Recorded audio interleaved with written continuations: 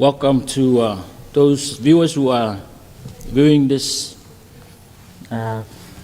service this Tuesday morning.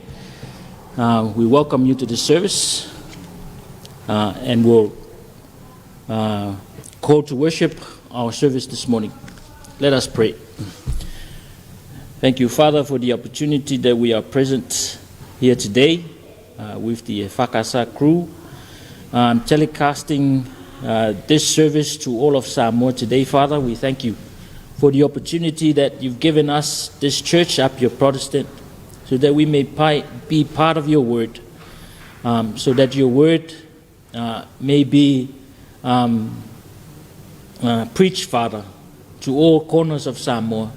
And we also pray, Father, to all parts of the world that this service may be screened. We pray, Lord, for your presence to be in this place. We pray that you anoint my mouth, Father, so that your word may go with fire and power, Lord. In Jesus' name we pray. Amen. Let us pray. Father in heaven, we come to you, give you our prayers of thanksgiving, Father, forgiveness, and also those things in our hearts, Father, that we give unto you.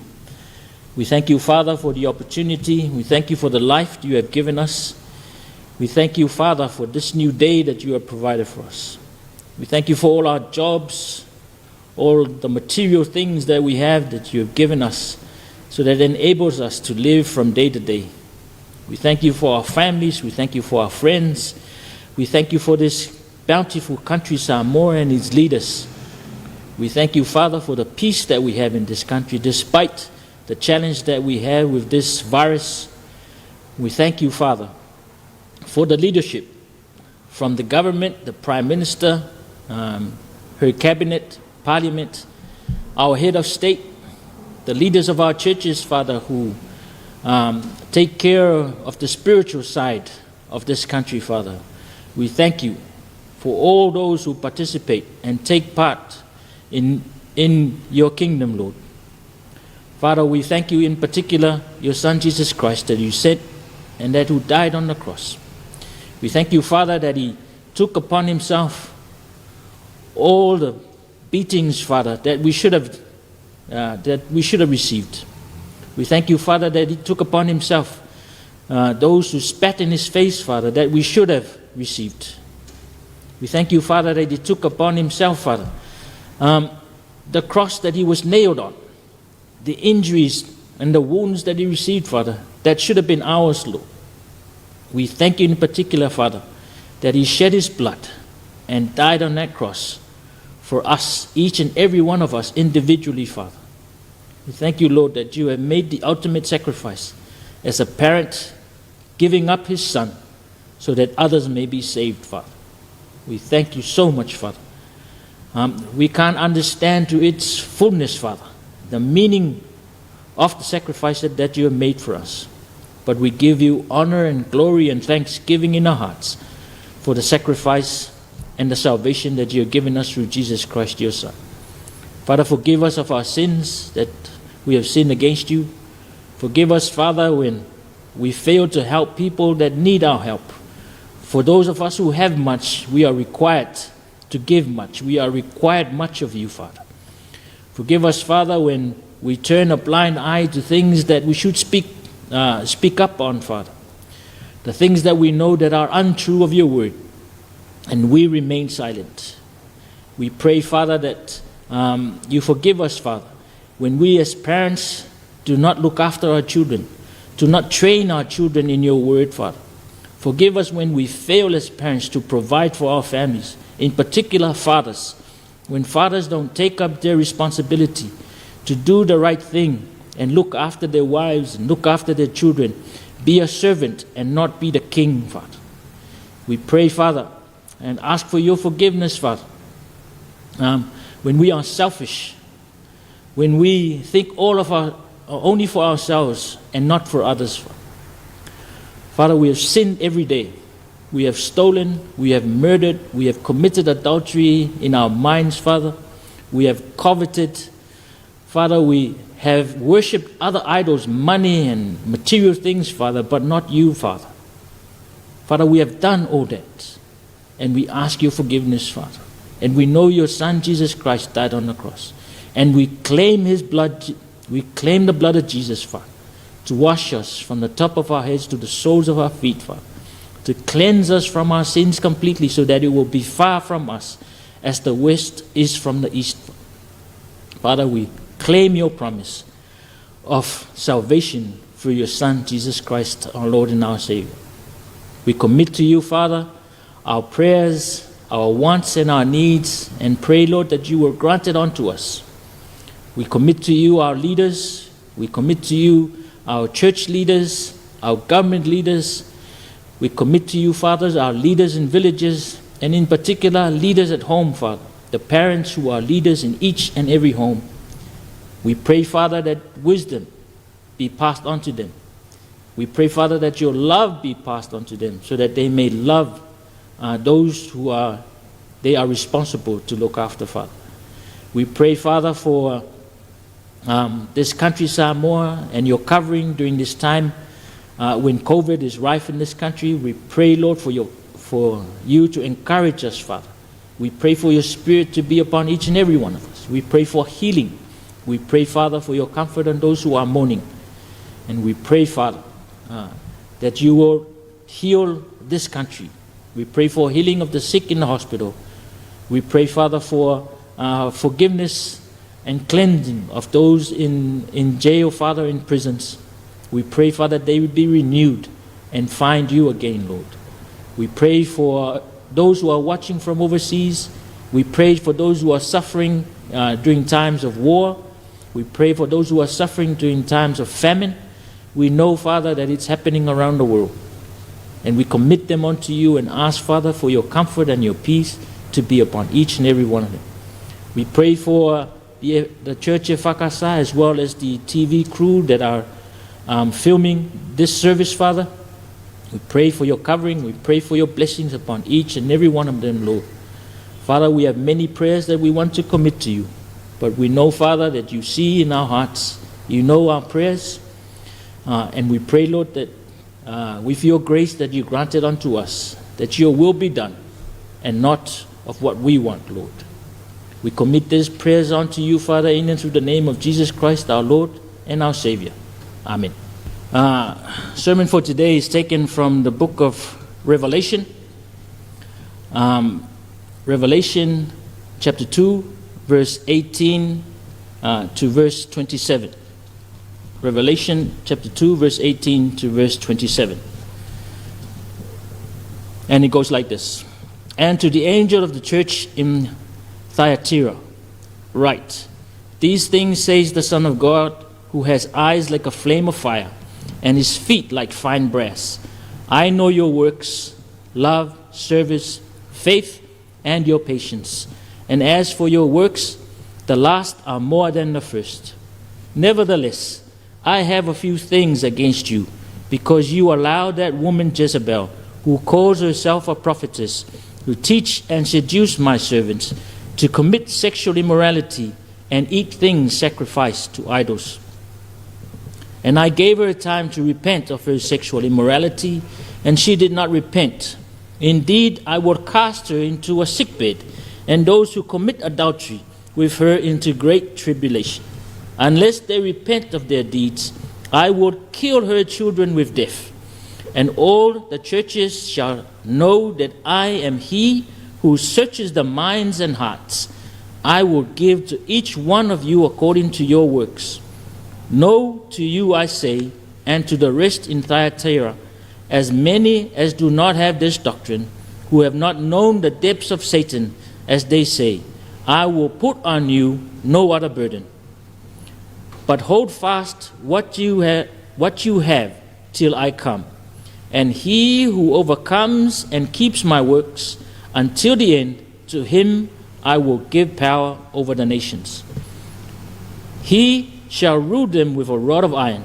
They shall be dashed to pieces like the potter's vessels, as I also have received from my Father, and I will give him the morning star.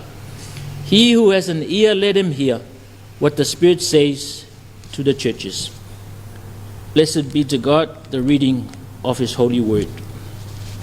May the words of my mouth and the meditations of my heart be acceptable to you, our Lord, our God, our rock, and our Redeemer. In Jesus' name, amen. The theme that I have taken from the verse that we have read is attack from the top. Attack from the top.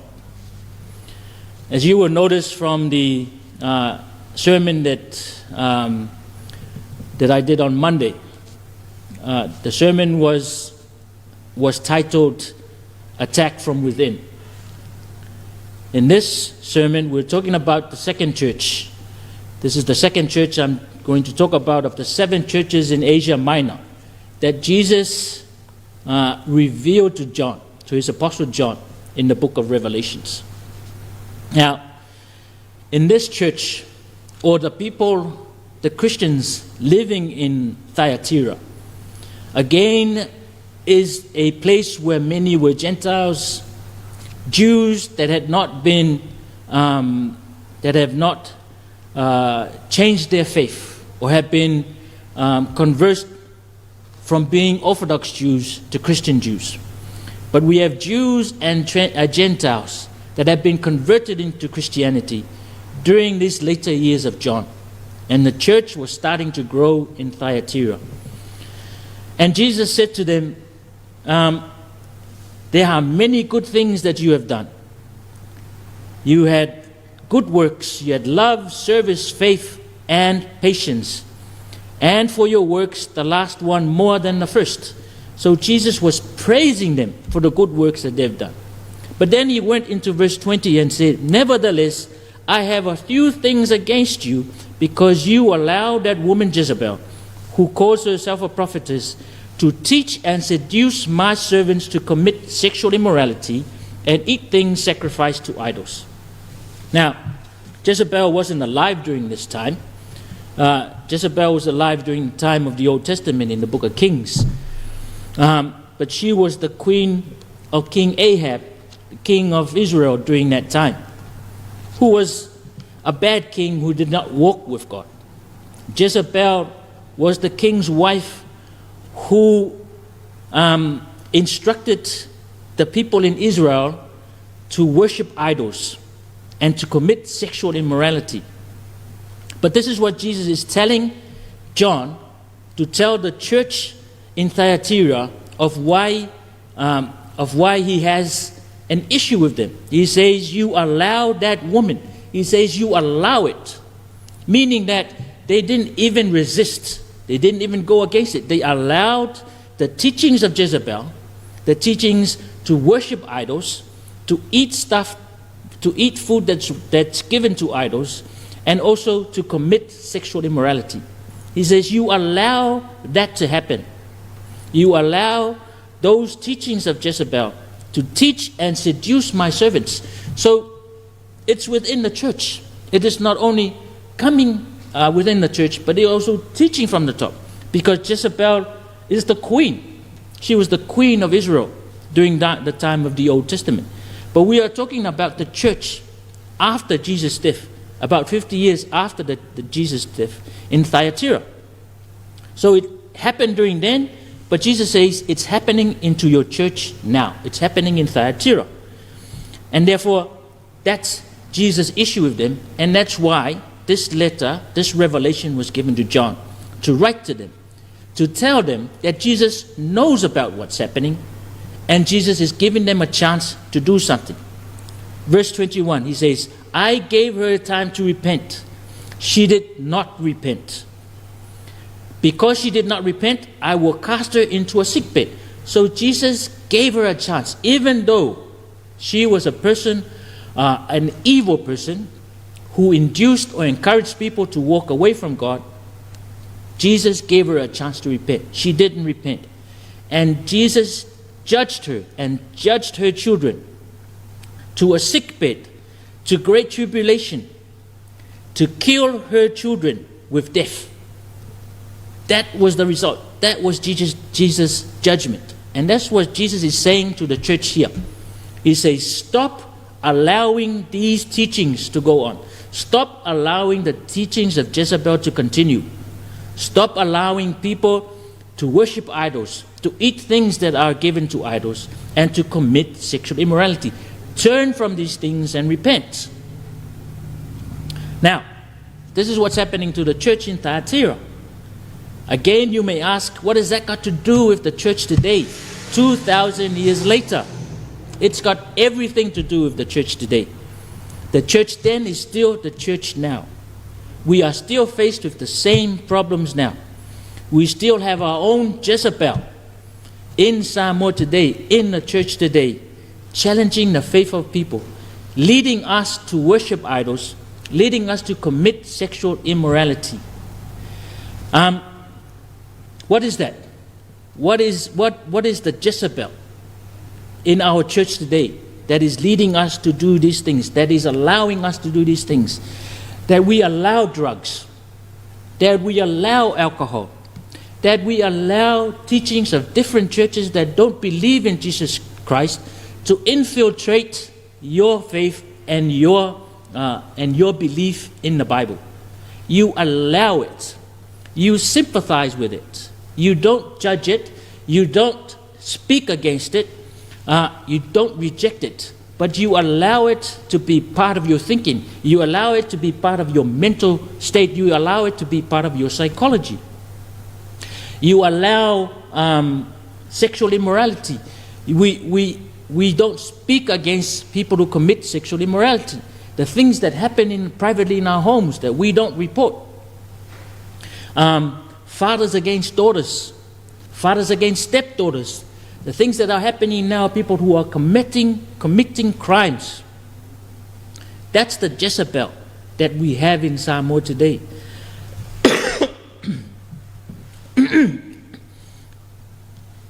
There are new churches that are coming. There are new religions that are coming into the country that speak against the Word of God, that oppose the Word of God, that offer you a different direction than God.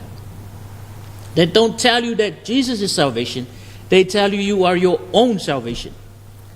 You are allowing it. You are not preventing it. You are allowing it. And by allowing it, God will judge you as God did judge Jezebel. But there is room for us. God is not an unfair God. God is always a God that gives us a chance. And in the same text, God says in verse 24, "But hold fast what you have till I come." He says, repent and hold fast to what you have until I come. What does that mean? It confirms to us that Jesus is coming back. And He tells us to persevere. He tells us to hold on to the faith, hold on to our courage, hold on to what we believe, hold on to the Word of God as the foundation and the cornerstone in our lives. Until He comes. When He comes, you will be rewarded. Until He comes, not before He comes. He says, until I come, until I reveal myself to you, you will be rewarded. He will overcome. It says in verse 26, He overcomes and keeps my works until the end. To Him I will give power over the nations. Those who overcome, Jesus said, I will give you power over all the nations. All the nations. Satan took, when Jesus was in the desert, in the third temptation, took Him to the mountain and says, bow down to me and I will give you all these kingdoms. All these kingdoms. Jesus said to him, back away from me, Satan. He said, back away from me, Satan. He did not fall into the temptation of Satan. He did not worship Satan. He said, you shall only worship God. No other God. I will only worship God. You, Satan, should only worship God, not God or God's people worshiping you. That is what Satan wants. That is what Satan is doing in the church in Thyatira, trying to break up God's plan and make them put Satan on the throne and remove God from the throne. That's what he's doing. He wants to give you the world. But in here, Jesus says, I can give you the world. In his word, he says, behold, fast what you have till I come. And when I do come, I will overcome and will give power over the nations. Give you power over the nations. The same nations that Satan promised you is the nation that Jesus will give you when you overcome Satan's world, when you overcome Satan's temptations, when you overcome Satan's lies. That is the answer the verse gives us. It gives us the problem. It gives us the judgment, but it also gives us the solution. The same thing in the church in Thyatira, the same thing today. 2,000 years ago, 2,000 years now, up to now. The message is still the same. The challenges in the church today is still the same. The world continues to evolve and develop. Communications and technology increase. Information come to our fingertips so easy now. Even our children. A lot of the information is good. A lot of the information is bad. Pornography, all that information are on the tip of your fingertips. That's the challenge to the church today. The challenge to parents and their children. What is the church response in Samoa? What are we to respond as a church? As did Thyatira. As did Jesus told John to write to the church in Thyatira. The response for us is to repent. Let's continue to repent and turn to God, because he will reward us when he returns, till he comes, and he will give us power over all the nations. That is the word for us. That is the truth God gives to us. The same truth that Satan is aware of, that Satan knows, and is trying to mislead you away from that truth. Church, this is the calling for us. The same calling, the same warning that Jesus came to the church in Thyatira is the same warning he is giving us today. Let's stand strong against the vices of this world. Let's stand strong against Satan and his throne. Let's stand strong against Satan and his servants, against the things that he's trying to mislead us. And let's stand on the word of God to guide us. In Jesus' name we pray. Amen.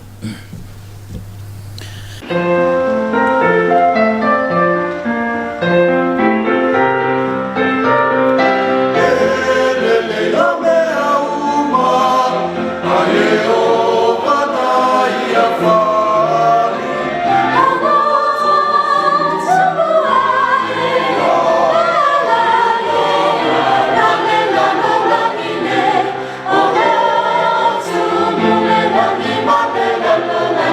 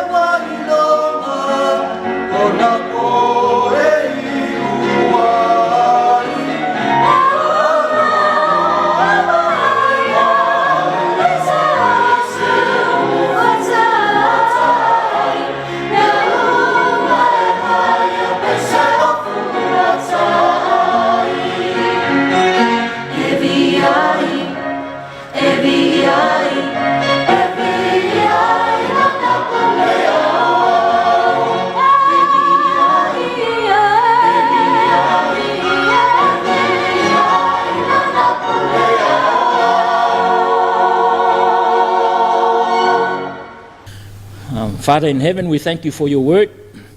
We thank you, Father, that we are able to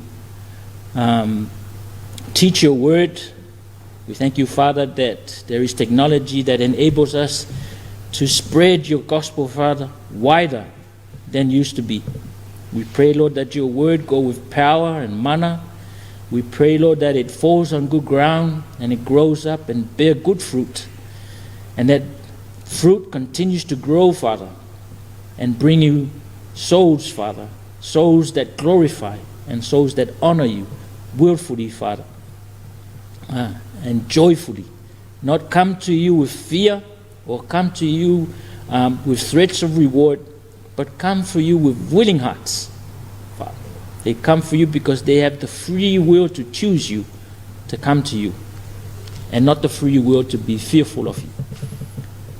We ask, Father, for your blessings upon the word.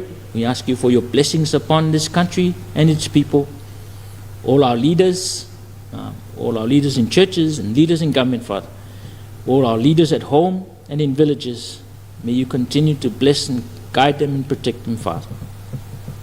And now may the Lord, our God, and the grace of Jesus Christ, the love of the Father, and the fellowship of the Holy Spirit be with us now and always. Amen.